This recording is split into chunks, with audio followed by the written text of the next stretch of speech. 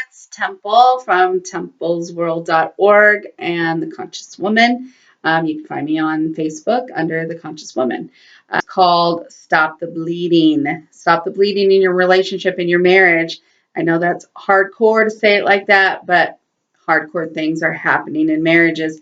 And there are people that are literally bleeding out that are not sure if their relationship is even going to last to the end of the year, right? Some people can be bleeding out for years and they just dismantle, their finances, their bodies, things just continue to deteriorate because you're not able to stop the bleeding. You're not able to stop the pain making. So I really, really have a passion for this. If you know anything about my history, I have been living with a husband that was untreated with bipolar disorder for 8 years, and we really were bleeding out. But we found a way. We found a way through listening to Spirit's guidance, to listening only to God, to knowing that we have a divine assignment, and just stepping into that even when we didn't want to, and just showing up when we didn't want to. We were able to step through the hellfire and get to the place where the healing happened. Okay, I believe that any relationship can recover. I do believe that from anything, from any of the bad stuff, and you know what I mean by bad stuff. It can recover. Not only can your relationship recover, but your heart can recover. Your love for each other can recover.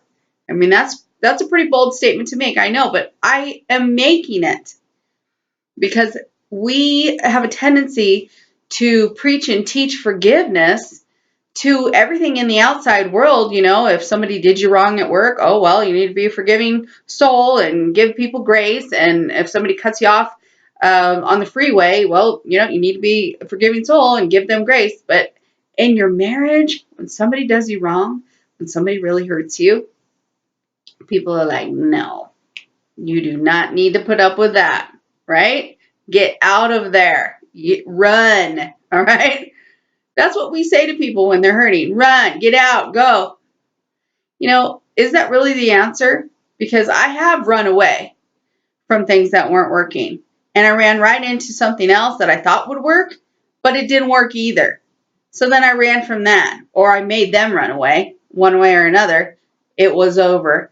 And each time I ended a relationship, the next relationship really wasn't any better. I thought it was in the beginning. I thought I made a better choice, but then the same old painful crap that had been cycling in my life that I hadn't come to terms with myself, that I wasn't at peace with, was hitting that person in front of me to reflect back to me my own pain over and over and over again. So if you're going to run, make sure you're running for the right reason, okay? Because really, truly, unless you're running to be completely alone, if you're running into another relationship or another person's arms, I can tell you right now, chances are you're going to recreate the same darn thing in a new and creative way because you haven't been able to actually heal the button that's getting pushed by the people that you're attracting. So let's start by stopping the bleeding. Let's stop the confrontation. Let's stop, drop, and pray. Let's cool down the confrontation, learn how to unpush those buttons, and how to wait for the opportune time to communicate with each other. Are you ready for that?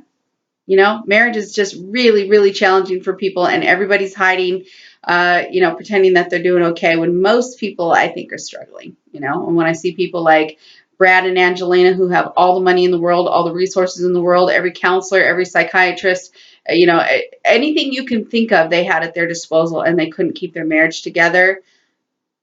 That really makes me think, hey, we've got to do something different. We really have to see marriage differently.